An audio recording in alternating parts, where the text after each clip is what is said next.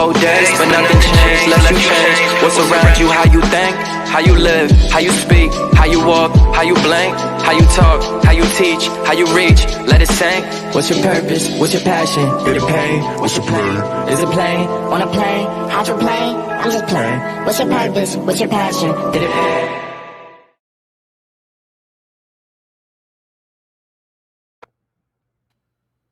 Good evening, everyone. Welcome to this new episode of Plugged with Molly and Joe. Of course, I am Joe. Some of you may be asking, well, where's Molly?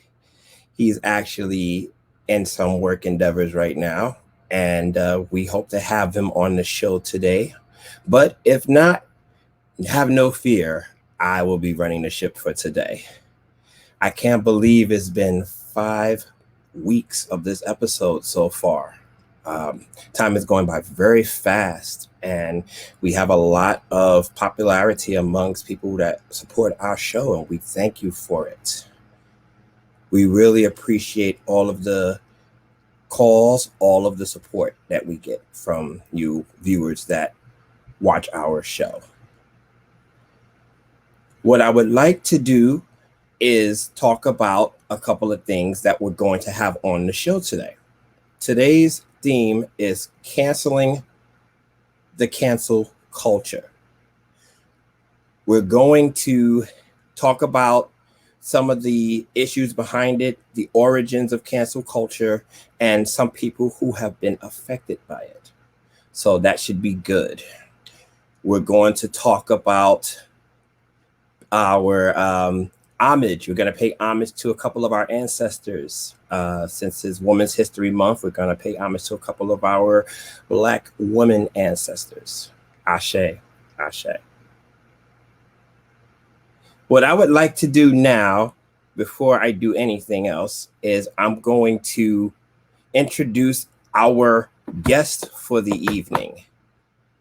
Our guest for the evening is Mr. Nathaniel Courtney, who's also known as Nate Turner. He is an educator, an entrepreneur, an artist, and an activist coach from Gainesville, Florida. He is founder and CEO of Mind Grind Entertainment and a co-founder and director of Nathan Ross Incorporated. Mr. Courtney, hey, look who we have on the screen. Looks like you were able to make it for a few. Carry on. Brother, you there? Okay, we're experiencing some technical difficulties. We'll get him back shortly. Okay, he's still trying to get in, but we'll get him back shortly. But what I was trying to do was introduce our guest for the evening, who's going to co-host in some of our segments. His name is Nate Courtney. Mr. Courtney served as a specialist education teacher in Brownsville in East New York, Brooklyn, New York for 6 years prior to returning to Gainesville, Florida, where he now serves as a social studies teacher at the University of Florida's PK Young Developmental Research School. Brother Nate, how are you doing today? Peace, brother. All is well on my end. How are you today? I'm doing well. It's great to have you on our show and serving as a co-host with me today. This is going to be a fun ride. Man, it's an honor to be here. Thank you so much for having me. Well, what I was doing before I introduced you is I was talking over some of the things that we were going to talk about today. In our past episodes, we've mentioned some things about reparations and Black history curriculums. And what I wanted to do was give some updates on the status of those curriculums and those reparations process. We talked about a city in Illinois, Evanston, where they were going to give reparations to their Black citizens, $25,000 a person in regards to, and amongst other things, of giving houses and property and land. And they've officially approved the bill as of this week. So we talk about it on the show. We just need a seat at the table, right? And that would be the first step to getting our seats. Yeah, so I'm not in disagreement with wanting and needing a seat at the table. I'm also all for creating and preparing our own table, right? I'm aware of a House bill that has been on the floor from my understanding for quite some time regarding reparations as a federal bill. I think one of the issues that I see with that, or one of the barriers to getting this bill to begin to think about getting this bill passed, is this idea of seeking reparations from slavery, right? From our time that we were in bondage. I think the issue with that is, one, we would be trying to convince white supremacy of our citizenship during a time where we did not have citizenship, right? So 14th Amendment is passed in 1868. Obviously, we fight for real citizenship rights for almost another 100 years, right? With the Civil Rights Act of 64 and the Voting Rights Act of 1965, right? I personally believe that if our House of Representatives and Senators approach this thing from the Jim Crow era, right? Even if we took, let's say, 1896 and looked at seeking reparations for the treatment of African Americans after the implementation of Plessy v. Ferguson, yes. right? I think there's been more than enough damage to the African American community, socially, politically, economically, and financially, that we could start from there when we were, in fact, due all of our citizenship rights, and then seek to repair some of those wrongs through reparations that way as well. Well, I really agree with the fact that we should be building our table. Maybe this is our step. Maybe we can gather what they've taken from us and then build from there. Indeed. So I'm not about not getting our reparations, but I think we definitely should get what we're deserved. And then from there, we come to the table, our own table, and meet and figure out, well, how are we going to use this money? How is it going to benefit us? So kudos to Evanston, Illinois, at least for making the start. And another hand, now we also talked about during Black History Month, Utah was a state that was opting Black history courses. They were giving parents the option to opt out of these courses, where it's Black history is American history. So the positive upnote to that, we have countries in Europe, such as Welsh, that is making it mandatory for Black history curriculum to be done in their schools. I think that's an awesome thing, man. Actually, here in the state of Florida, it's mandatory that we include African American history within the social studies curriculum. Now, obviously, right, ensuring that happens is more difficult than not. But it's one of the things that I think is extremely important. It's one of the things that I aim to do as an educator, to not only implement and teach African American history within my curriculum, but also as one who kind of mentors younger teachers, right? It's very important that, they begin to implement this history into their curriculum. Now, the one thing that I've discovered is, right, like, not enough of us know enough about our history to find ways to creatively put it into our curriculum, and also, right, do that in a way where they feel comfortable and secure in their job. Right, because that's another one of the major issues that you find in our educational system when you try to implement African American history and some of the, I guess, what feels or seems controversial to white America. Right, oftentimes teachers who try to teach this sort of curriculum are ostracized within their learning communities and also within the larger districts. I personally experienced that stuff when teaching in New York City. I felt like, principals were out to get me specifically because of the content that I was daring to teach. But for me, I think it's just as important to educate adults, right? Particularly our teachers, because what I find is, even in the African American community, there are not enough teachers who are well enough aware of their history to be able to implement it seamlessly into the curriculum. So I think it's very important that we do that, but it's also extremely important that people within the community, stakeholders within the community, do their due diligence in helping educators, one, learn about their true history, and then help them find ways to creatively implement that into the curriculum. That is awesome. That is awesome to hear. I mean, I personally understand with even what's going on now, you have a lot of curriculums being taught up where they're somewhat making fun of enslavement and slavery. There's been a lot of articles recently where this stuff is still happening in 2021, and people dare not understand the sensitivity around these things. If you're going to talk about it with the full extent. Like, don't necessarily make it something that's being a joke, because that's what it feels like when people are talking about our history that don't necessarily know it. But then, like you said, when you have someone like us who do know it, it could be kind of scary for a lot of people, because they think that we're going to be very harsh. But then that's what our history was to a lot of people. It was harsh, and we just telling it like we saw it.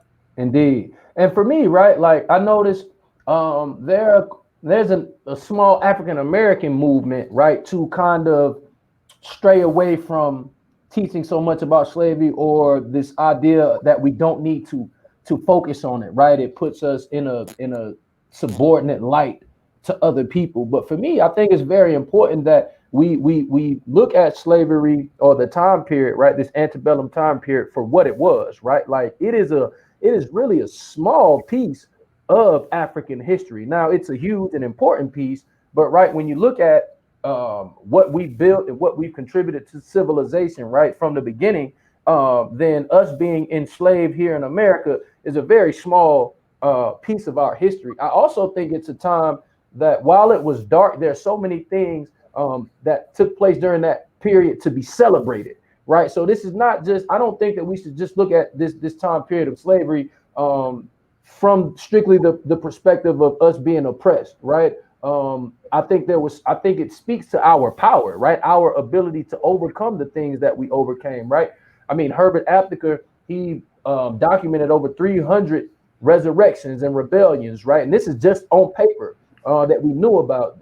There were inventions and accomplishments. Right, like we literally built this country with our hands during this particular time period. When we left slavery and went into Reconstruction, we left with over 300 artisans and craftsmen.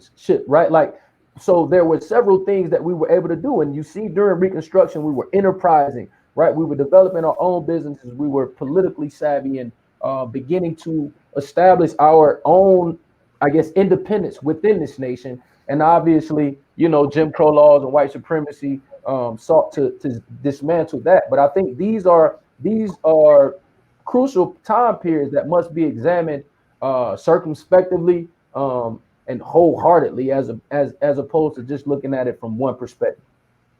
Absolutely. Absolutely. What we're going to do now is we are going to give a quick history lesson. We're going to talk about a couple of our ancestors. We have this piece that we pay homage to, and I have a ancestor, and as well as yourself. And my ancestor is going to be Sister Josephine Baker. Josephine Baker was an American-born French entertainer, French Renaissance agent, and civil rights activist. Her career centered primarily in Europe, mostly in her adopted France, where she was the first Black woman to star in a major motion picture. The 1927 film Siren of the Tropics. And during her career, she was also known as a dancer as well, and did a lot of different reviews in France, which made her very popular. She was here in the States, she wasn't revered as much because of her strong stance on civil rights history. So a lot of her work took her to France, where she was more accepted. One of the things that I do notice during those times is a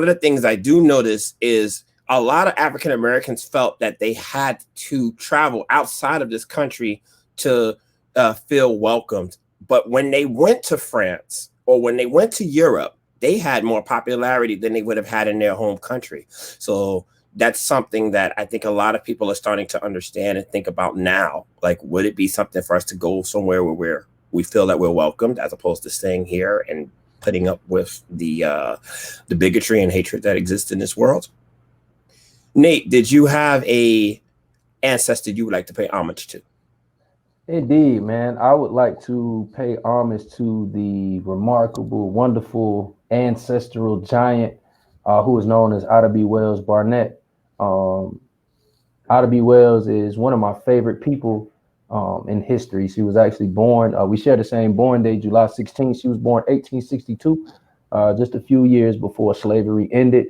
For those of you who don't know about Ida B. Wells, she is the foremost and I guess most outspoken crusader against lynching in America. She was fearless and extremely courageous. She spoke up and spoke out during a time where Black people were literally being murdered for just speaking out, or just for being Black. She was a phenomenal writer, a phenomenal speaker, phenomenal leader. Not only did she crusade against lynching, she was also one of the foremost and most prominent advocates for women's rights in the women's suffrage movement. She spoke out against racism and unfair treatment towards women within the women's suffrage movement. She was a mother, a grandmother. And I think just for me, it's very important that we recognize Ida B. Wells for her contributions to the Black struggle. I think she does not get enough notoriety or light shed upon the wonderful work that she did. So just a big shout out, much peace and love and blessings for Ida B. Wells. That is awesome. So those are our paying homage to our ancestors. We give them applause. We give them thanks for everything that they've done, and to let them know that their legacies are still with us and we miss them every day. And it's something that we could definitely learn. Now, I wanted to go into a little bit of current events, some things that are happening that are making a lot of waves within media, within society. And one of the things I wanted to talk about was Derrick Jaxn, our Black Knight in shining armor. At least that's what people refer to him as. Derrick Jaxn is a YouTube social media celebrity who gives a lot of positive advice when it comes to Black relationships. He tends to favor the Black female, which is not a bad thing, but it's as if he knows the situation. But he unfortunately got caught up in some of his own circumstances where he was caught cheating with 2 different women, and now he has to, as they say, pay the piper. So is this another case of someone spewing something that they don't know about, or being a hypocrite when it comes to someone like him? Like, I mean, Black relationships are very important. But if you're not practicing what you're preaching, then a lot of it is irrelevant. And a lot of people feel like they've been conned because somebody is giving them this advice, but not following their own theory. Yeah, and I think that's why you got to be careful about what you preach, right? Because again, you want to be able to practice it. It's for me. I'm not knocking Derrick Jaxn. I think he's a human being. But I think when you're a human being, particularly a Black man in America, and you've experienced some of this conditioning, right? The over-sexualization of women, the temptations, the amount of lust that we deal with in this society, I think it becomes difficult, especially for young people, to speak so matter-of-factly, right? Like to speak as if you've acquired all of the tools and skills necessary to do some of the things that he proclaims that he's been able to do. For me, I remember when my ex first put me on to this guy, I was kind of leery because I don't really trust dudes like that when I feel like you're over, like you're seeking something from women, like you're seeking this validation, or you're seeking right? Like this acceptance of what you're doing. For me, I was always leery of dudes like that. That's like that. That reminds me of the guy that right, who wanted my girl, and instead of him just using what he had to get her, like he's throwing dirt on my name. I don't really have a lot of respect for that. So Well, things he felt overcompensating. He was overcompensating for something. And like I said, the message is great, but it's only such a point or two where he needs to get across. He felt like he was doing way too much. And I think, people bought into it. Now, should he be canceled for his what's going on with him right now, and him being able to being labeled as a hypocrite of sorts? Should he be canceled? Not if he can admit, right? And like what I mean by that is like fully analyze yourself, fully analyze the plight of black men in America, the plight of black women, and then the plight of the black relationship. Because I think there's a lot to be learned from his situation. I think he can learn a lot. I think his supporters, the people who really trust and believe in what he's saying, right? And it's not to say that his thoughts up to this point have been disingenuous, right? Like it could be simply a mistake, or right, like just wrongdoing, right? Like, so can you acknowledge that? Can you own up to it? And then going forward, right? How can you present things in a way that that's more realistic, right? Yes. Well, like you said, I think the reason why people are so disappointed is because you hear even someone who's preaching the good in relationships and why it's so good to be with a black woman specifically, he's cheating as well. I don't think anybody ever said he wasn't perfect or he wasn't human. I think it's breaking a lot of people's reality aspects because, like you said, it goes to show that he's a human being. And I think once people get over that realization of it, they can accept him or re-accept him into what he's doing. Indeed. Now, what I wanted to do was take a couple of minutes to people. They know who you are now, but they don't know about you. So I wanted to take a couple of minutes to talk about your organization, who you are, and some of the things that you have accomplished. All right, thanks. Well, again, as you mentioned earlier, I'm Nathaniel Courtney, also known as Nate Turner. So I'm the CEO of Mind Grind Entertainment, which is a record label, independent record label that I, along with my brother who passed away, founded in 2011. We incorporated in 2013. And it's just been trying to make music to uplift and positively impact the culture. I'm also the executive director and one of the co-founders of Nathan Ross Incorporated. That's our 501c3 nonprofit organization. The mission of that organization is to promote and preserve the rich legacy, heritage, and history of African American culture through the arts, education, and entertainment. So one of the things, or a few of the things that we've been working on is community events, particularly we have Black History informational mixers bi-monthly, where we invite special guests, guest speakers, artists to just come and share information about Black history. We want to make sure that we're teaching Black history, not just in February, right? But throughout the year. We also put on annual events for Emancipation Day and Juneteenth. So many people may not know certain southern states, particularly Florida, the enslaved African Americans there actually got their freedom on May 20th. So General Gaines came down and read the Emancipation Proclamation on the steps of, I believe it was the Knott House in Tallahassee. So in Florida, Georgia, places like that, we celebrate May 20th. But then we're not free until all are free. So one is not free until all are free. So consequently, we celebrate June 19th as Juneteenth because the last enslaved Africans in Texas got their freedom then. So we work to do that. Also working on some Black history curriculum to work on getting implemented in schools. We host a Summer Leadership Institute where we bring 11th and 12th graders, African Americans from the community to learn about entrepreneurship, political activism, and economic empowerment. So that's a little bit about what I do. If y'all want to check out the music, look up Nate Turner, Lost Firstborn. We're out on all streaming platforms. The new album just dropped, Peter and Paul 2.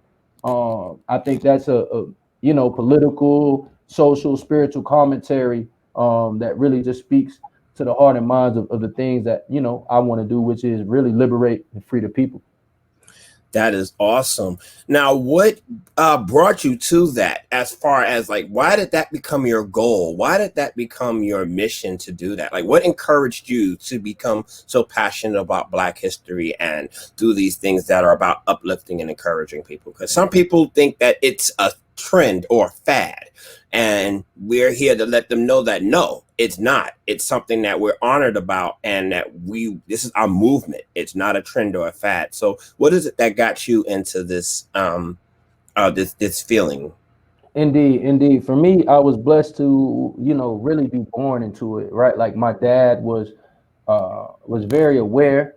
He worked in the library, but he was an avid reader, autodidactic in many ways, self-taught, and he just really believed in instilling ideas and culture and history in us. Also, my grandma, my great-grandma, my mom, they served to support us. I remember growing up and I had posters on the wall of people like Josephine Baker, Ida B. Wells, Paul Robeson. This was just always being aware of them, and then just continuing to learn about them. Fortunately, after I graduated from Florida A&M University with my bachelor's, I was able to get into the master's program where I studied history. And that just really shifted my entire paradigm. It just helped me to see my purpose, which I firmly believe is to shed light and to, again, help liberate the people from mental and physical slavery. That is awesome. One more question. What is your advice to those who are trying to find themselves within themselves? What is your advice for those who want to learn about history and who don't know where to turn? What would you suggest that they would do? So for me, I think it's about, I would say, seek truth, right? Seek truth and righteousness. I think enlightenment is the goal. And so when I began to seek truth, I began to seek righteousness, and I began to accept my African heritage. The world opened up to me. Spirituality opened up to me, and I even began to understand religion, and not just how religion can be used as a tool to oppress, but also how religion can be used as a tool to enlighten, right? So I'm not one who's against religion. I'm all for spirituality, but I believe that religion, when practiced purely and when practiced in seeking righteousness and truth, can bring you to a level of spirituality to help you attain enlightenment. So I would just say seek truth. Don't be afraid of information. But in saying that, you also have to be able to think critically about the information that you're reading and exposing yourself to.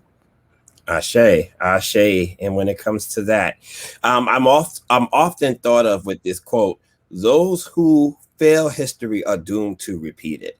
So that's why it's knowledgeable for us to understand our history and where we go. We are about to go to a quick commercial, but before we do that, we are going to talk about our social hot topic. And these are some of the things that we have coming up after our commercial, I should say. So our social hot topic, and this will be a good one. I think this is something that canceling the cancel culture is something that I think people need to understand, and how to do it and how to not be affected by it. But what I'm going to do now is put on our sponsor. Looking to podcast shows and do not know where to start? The Evening Rush Network can help you with that. Call us at 929-441-2417 or email us at theeveningrushnetwork@gmail.com for dates and prices. We got you for all your podcast needs. The Evening Rush Network. Tune in, subscribe, and share.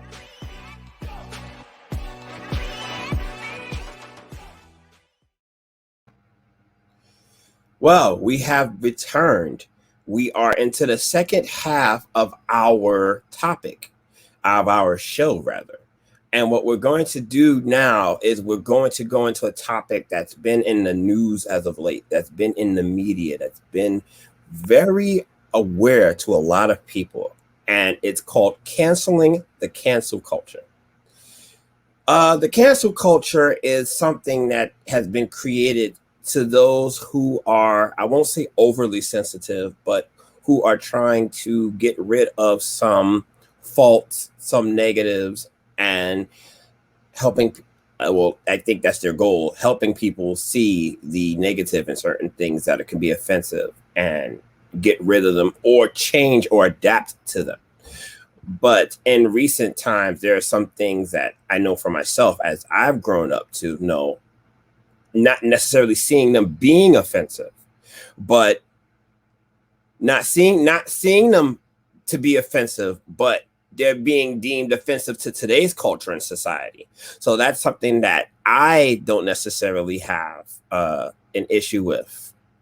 Now, we have people that have been deemed as being canceled per se, whether it's politically, whether it's physically, whether it's emotionally. So there are a list of most specifically Black celebrities and artists that have been canceled for their beliefs and positions on the current events of their time, such as Paul Robeson, Jackie Robinson, Dick Gregory, Muhammad Ali, the athletes during the 68 Mexico City protest, Michael Jackson, Prince. These are people that have been canceled at one point in time during their careers, whether it's for something that they stood for or it's something that they were deemed as a threat. I would like to talk about Muhammad Ali, because he's somebody in my mind that was, you would kind of say he was Colin Kaepernick of his time. Colin Kaepernick is something that is somebody who stood for his belief, and because the majority of people didn't appreciate it, they decided to cancel him for it. And how did they do that? They canceled him professionally, not physically, not like a Malcolm X or Marcus Garvey where they canceled them physically, but they canceled him professionally. And there's a lot of artists, specifically Black people, that have strong beliefs, whether it's religion, whether it's politics, whether it's the way that systemic structure is, that are deemed as a threat and are canceled politically. But what I was talking about with Muhammad Ali is I can remember him telling the United States that he wasn't going to go to Vietnam because that wasn't his war to fight. I mean, he was very strong-willed, within a lot of things, which is good because he showed people that he wasn't a threat. And I think society doesn't like braggadocious. He was braggadocious, but he could back it up. But what happened with Muhammad Ali is that during that time, he had a following behind him of other athletes that supported his decision. So what eventually happened is they interrupted the system, the structure that was in the system, and they had to kind of change their ways or change their stance on Muhammad Ali being canceled. So he was able to revive his career in sorts because of the foundation that he had. Nowadays, we're not really seeing a support system for people that are being canceled. Brother Nate, is there somebody that you would like to discuss in regards to the cancel culture? For me, I think it's important, right, that we show, I guess, some commonalities between the people that you listed, right? So if you notice on that list, particularly the athletes, right? These were not just your typical do as the white man says athletes, right? These are not just shut up and play ball athletes, right? These are athletes who are not just dominant in a particular sport, but who are geniuses in their thought process, right? I look at who was the first Muhammad Ali, right? So how you compare Muhammad Ali to Colin Kaepernick or Colin Kaepernick to Muhammad Ali, I think before Muhammad Ali, there was Paul Robeson, right?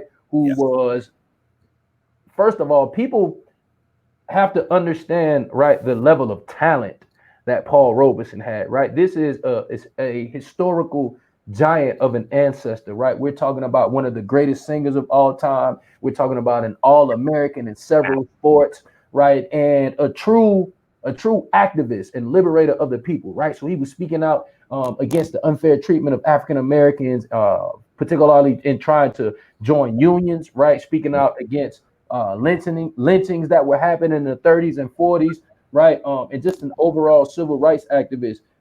You look at people like Josephine Baker. You look at people like Anita Baker, Michael Jackson, right? Owning his publishing and owning a lot of a lot of the stuff that Sony produced. So I think what we also have to understand about the cancel culture is, right? The cancel culture is very much rooted in racism and white supremacy, right? The cancel culture is about canceling Black people who can liberate the hearts and minds of other Black folks, right? It makes me think about how you talked about the physical canceling of people like Fred Hampton, right? And as you know, as his movie is out, or the biopic, right? I think it's very important that we look to see, right, how our government has worked to cancel people, whether it be physically or artistically speaking, right? And why they do it. And so I think when you look at these people and you look at how and why they've been canceled, then you start to find some commonalities, right? So it's not just, you know, the fact that they're Black and they have talent and they can influence people. It's how can they influence them? What are they really saying, right, to sway the people? And I think when you look at that, you see why, right? You see why they would want to cancel them, and why they wouldn't want Black people to hear this stuff and to not only hear it, but to heed to it and put it into action. So you say it's more of a position of power for white supremacy. Indeed. That's very noble, because it looks as if to say that they don't want their position of power to be interrupted. So if they see any type of a threat to their power, it's like they press the red button and say, code red, we got to put cancel culture into play. I mean, who is it really protecting? Who's the culture protecting? I think the culture is protecting whiteness, right? Like the culture is trying to maintain the status quo. Right. Anytime cancel culture is put into effect, it's to cancel something that's about to make a significant change, right, in the current culture, in the current way of doing things. Ida B. Wells made waves. Paul Robeson made waves. Muhammad Ali made waves, right? This is right. He is a voice for the Black Muslims at the same time that Malcolm X is leading these. So they see this as a way of stopping mass change. They prevent mass change. They prevent mass cultural shifts, right, in order to maintain the status quo. I think that's what cancel culture is all about, maintaining the status quo. Wow. Well, I'm sorry to interrupt you, but we actually have a caller who wants to put an opinion in. So caller, you're up. Of course I call my show. What's wrong with y'all? There he is. Y'all thought y'all wasn't going to hear me? Y'all thought y'all wasn't going to hear me? You damn right. On the set. Yep. As I'm about to get, they about to say action in a minute. But I just wanted to give y'all a shout. You guys are doing phenomenal. Nate, we definitely got to work. We definitely going to work. I already see. You know me. I'm a visionary. Everybody knows me. I'm a visionary, and I see this. I see where it's going. You guys are doing an awesome job, man.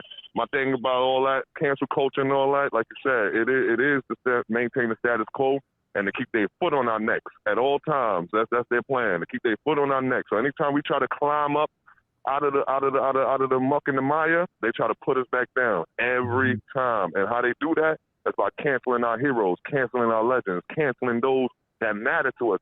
Anything that matters to us, they cancel it. They give us little trinkets here and there. You know, okay, we're gonna cancel a skunk.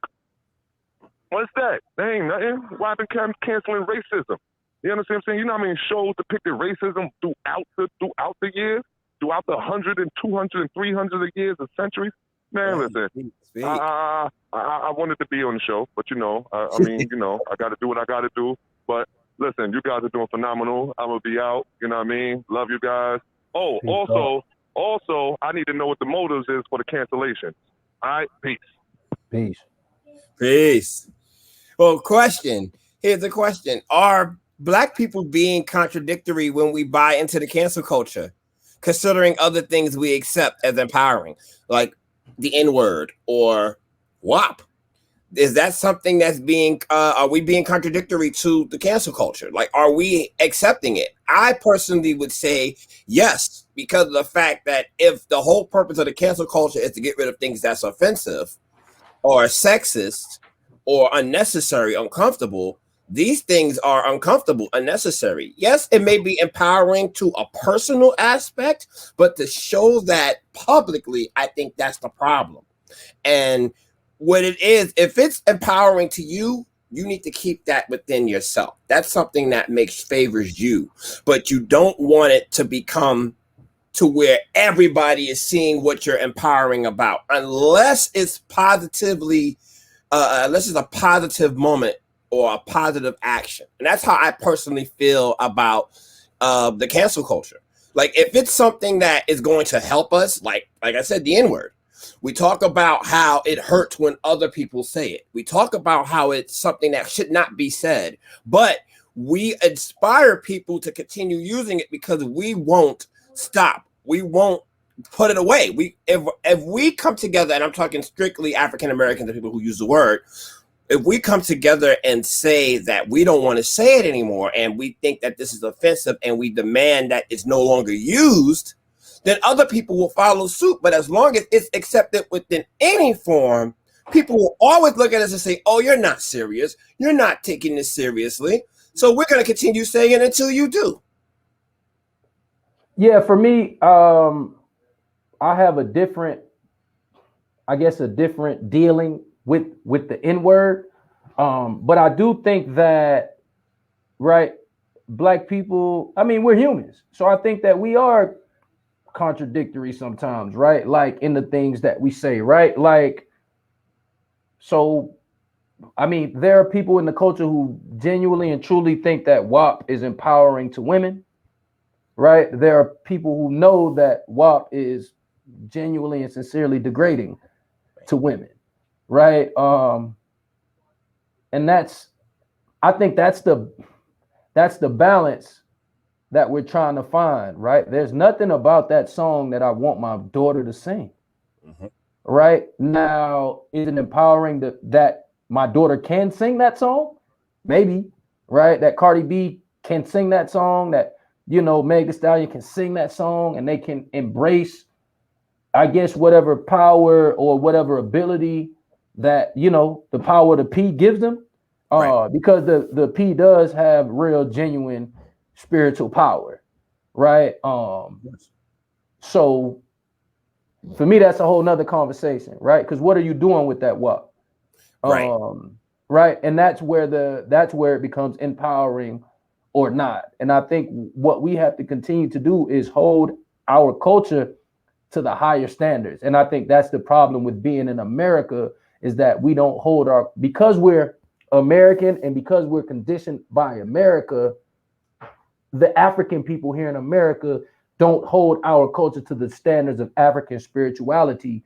And until we're able to do that, I think we'll find ourselves in a world of trouble. Well, what are some of the things you think should be canceled? Like these shows that are on TV, Family Guy, South Park, even The Simpsons to a degree. These are shows that make fun. They detriment race. They detriment culture. If we're canceling things, these shows were deemed as offensive at one point, to the point where The Simpsons, where they've had to change the characters that were being played by other races to the people that are the actual races. I mean, I agree. I mean, the majority of TV shows and movies, right, portray racist thoughts and ideas. I mean, I remember growing up, right, like waiting for a Black movie to come out. I remember growing up waiting for Black television shows to come out, only to realize, right, that these things are exploitative to our culture. A lot of the things that we've held as classics things that will go down in history and culture, movies, music, right? A lot of that stuff was made to our detriment. A lot of that stuff was distributed to our detriment, right? I think about movies like Boys in the Hood and Menace to Society. And did John Singleton have positive thoughts and good ideas in trying to show and explain what was happening in Black America? Certainly he did. But the way that the way that that movie was distributed, the way that that movie was promoted, the way that Menace to Society and South Central, right? And then now that we understand, thanks to Professor Griff and others, the conversation that was had between the music industry and the prison industrial complex, right? All of this stuff was purposeful, man. All of this stuff was to our detriment, man. I wouldn't have smoked weed and drank gin and juice if it wasn't for Snoop Dogg's music. And then you remember there was a time period where athletes and celebrities were all singing this song of "I'm Not a Role Model," right? Like lying to the people and purposely doing that, right? Knowing that your role models, knowing that music is the most influential and the highest vibration here on earth, and this stuff is going directly into your brains and entrancing you, and inspiring you and motivating you to do things that you may or may not do without being under the influence of that music. So I think a lot of stuff has to be canceled. I think a lot of the stuff that we bring to society has to be canceled, on top of the stuff that, you know, other cultures introduce and call it our culture, right? So yeah, we got to cancel people, movies, music, a lot of this stuff. Now, here's a question that I know is going to get me a lot of fire power from people. Now, Bill Cosby is a role model of mine. He's somebody that I looked up to as a kid. I loved his shows. I mean, he's the first Black man to win an Emmy. He had very positive influence with Black colleges and culture. Both of his shows, Cosby Show and A Different World, were top 5 shows every year that they ran. But they're canceling him and his career based on the allegations that were brought to him. Do you think that the shows should suffer because of his actions?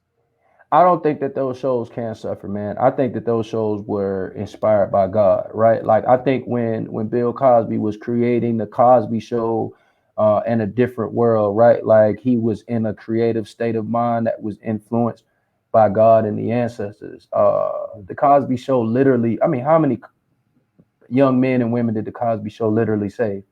Right, just by him being a father figure and by Claire Huxtable being a mother figure for whatever that Thursday night that it came on from 8 to 9, right? Like, yeah, man. And this is the thing, right? Like, as for, remember, and that was the thing too. I remember they used to make, oh, it's unrealistic, a doctor and a lawyer. That didn't matter because the interactions were ones that we aspired to be like. Nobody cared about the doctor and a lawyer aspect. Everybody saw this beautiful husband and wife with these beautiful children who had their own ups and downs, right? But at the end of the day, these parents and these children worked it out through love, right? And then I just think, right, like the way that A Different World inspired people to not only go to college, right, but then also influence people to understand the importance of attending HBCUs, right? This is also the time of like, right, cross colors and the cultural upliftment. And so I think all of this stuff plays a role. I think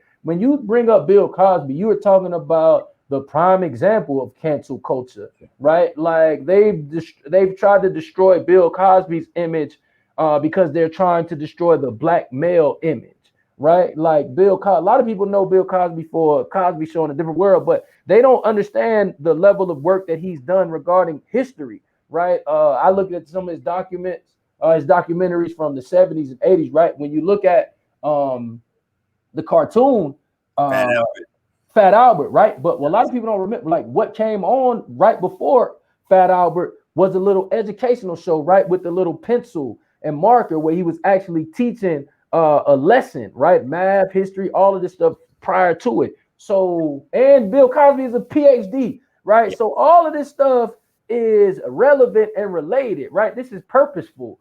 Again, right? This is also the same dude that's about to buy NBC. We're talking about a Black man who's able to compete with major networks, right? Same thing with Prince and Michael Jackson. These dudes owning their masters and damn near owning the record label. So it's not a coincidence that when cancel culture comes and cancels, they know who they're canceling. It's not these small people on the totem pole. They chopping our heads.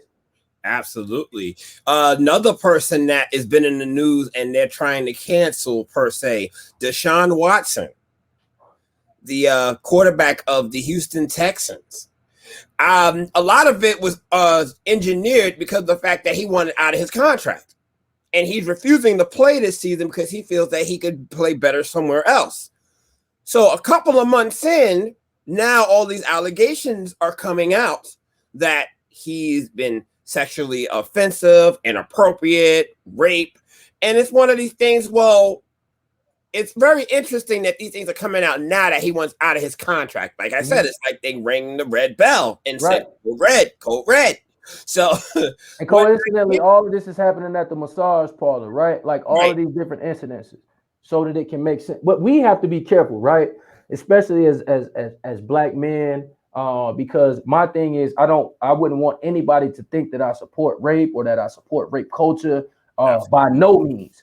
But again, as we talked about the great ancestor Ida B. Wells, what she pointed out more than 100 years ago was that anytime that you want to lynch the black man, you want to hang him, you want to crucify him, you accuse him of rape, right? This is the thing that has been historically done to black men to get black men canceled in the physical sense. You accuse them of rape, right? And because of the ideas and the images that are constantly perpetuated into society, it makes it easy to believe that a black man is a rapist, right? I look at the way that they slowly hung Bill Cosby, right? Because for the first part of the Bill Cosby thing, black people weren't buying it. But the more that they were consistent in presenting this information, right, the more that they were able to crucify him on a public stage. And it's the same thing that's happening with Deshaun Watson. Now, if he did something inappropriate, right, like that should be dealt with. But for me, when you read these stories, it becomes painfully obvious that it's a setup, right? And I don't want to dismiss anything that may have happened but I'm a critical thinker, and I implore people to think critically about the things that are happening to really see behind the veil and understand what white supremacy is trying to do. Absolutely. Everybody has their day in court. Everyone. What I'm hoping that happens is if they do go to trial or if something does occur out of it, give the law a chance to show itself. Don't make accusations before anything's been presented. Yes, numbers, names, allegations are coming out, but go through the process. I mean, you would go through the process if it was Donald Trump or if it was Woody Allen or if it was somebody else.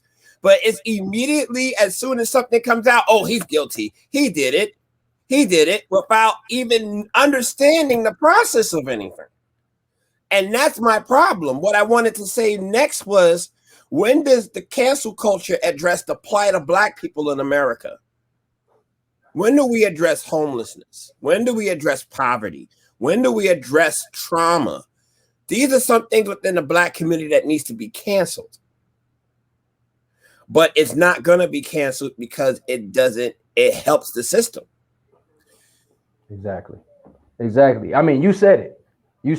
I don't think those things will be canceled. As a matter of fact, I think the powers that be will continue to try to develop systems and programs, right, to see black people perpetually in these states that we discussed, right, in these states that cause trauma, that cause violence, that cause poverty, that result in a lack of power, right? So until black people understand that this is purposeful, right, it's being done on purpose, that there is an actual war that is being waged on you, that has been waged on you for hundreds of years, right? Like, people have to understand that all of this is a continuation, right? Like, Europeans are still mad about the Moors having come up into Spain and Italy and Europe and conquer, right? So, like, even slavery is a direct relationship between, all right, the Moors being ousted from Spain and this continuation of European domination. And there will not be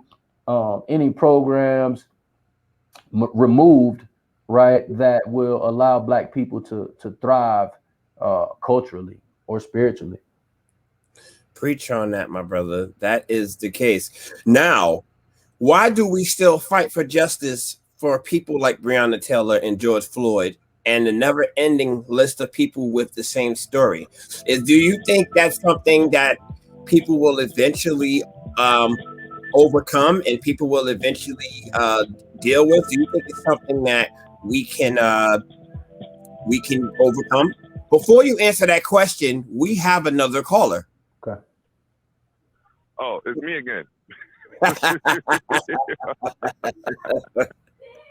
Listen, for our first caller, you have a lot of questions. Come on, caller. Hey, listen. Let me explain something. I got to be a fan of my own thing, right? At the very least. But I have no questions. I want to know how you guys are so awesome at what y'all do, man. You guys are what they call historians, the scribes of our times, I guess you'd call it. You know what I mean? The ones that keep the history going. And that's what we need more of. We need more men aspiring to be like you guys, man, that naturally just want to just, know and naturally just want to feel all this energy and get all that, all this history in them, man. These kids out here don't know nothing these days. But that's all I wanted to say. I'm out again. But I appreciate you guys, man. Thank you, brother. I can't wait. All right, Nate. All right, bro. All right, brother. All right. I'll holler at y'all. All right. Can't wait to have him back on next week because there's so much more we have. But I was asking you, why do we still fight for why do we still fight for the Breonna Taylors, the George Floyds? Why, we see so many stories. Is it status quo or is it something that's worth fighting for? Well, first off, I'm humbled, man. And for me, it's an honor to be on the show again and to be serving the mission. I think we fight because, again, we're in a war, right? And I think that these soldiers' names need to be said. Their lives are not without meaning and they're not without purpose, right? And so I think when we talk about Breonna Taylor, when we talk about George Floyd, when we talk about Ahmaud Arbery, right, when we talk about Eric Garner, right, we're talking about our brothers and our sisters and our mothers and our fathers, and we're keeping their legacy alive. We're keeping that energy alive, right? Because again, we also have to make sure that their deaths are not in vain, right? So if Breonna Taylor's death inspires you to do something to make a change, then her death is not in vain, right? If Eric Garner telling you that he can't breathe because the police foot is on his neck, and you now take an active stand to stop police brutality, then his life is not in vain, right? And so, I remember I was actually teaching in New York when Eric Garner was lynched, and so the next day we did a protest in class, right? And the protest was, I had them bring T-shirts, and we created these "I Can't Breathe" T-shirts, and we made posters, and we wanted to march around the school. I got a little nervous, but what I did was I had them share. We put on the T-shirts. We wore the T-shirts that day, and we shared those posters with other people around the school, right? And that wasn't a big thing, but for me, what it served several purposes, right? It made them aware of what was happening. It made them a part of what was happening, and it inspired them to be a part of the change that is happening. So if for nothing else, right, I taught students in that social studies class how to protest, how to not let something just go in vain. And I think that's the message that their deaths represent, right? I died for a reason. I died to get you a step closer to freedom. Now, what are you going to do about it? Listen, keep fighting. Keep fighting. You heard the brother. Keep fighting. Their names will not be in vain. We are fighting for something, and we just need, regardless of what people think about what we're fighting for, if they have a problem with what we're fighting for, the fact that we're still fighting even hundreds of years after the enslavement, after emancipation, after civil rights, we're still fighting for these things. So they're obviously important to people. But will they eventually understand why they're important? We just got to keep fighting to see and find out. Brother Nate, it has been a pleasure having you on as my co-host today and special guest today. This has been awesome. Thank you so much for having me once again, man. I just think that these conversations are so necessary, so relevant, right? And then I just want to just hope that we can continue to inspire people, particularly the young people, to be encouraged, right? Because I think despite everything that we're going through, it may sound funny, but these are really good times, man. These are times to really meditate, to pray, to tap in, to really get knowledge of self, right? And just to explore the mental realms of life so that you can produce a better physical quality of life for yourself. Absolutely. Listen, it starts from the inside. The inside is where you develop all the energy from.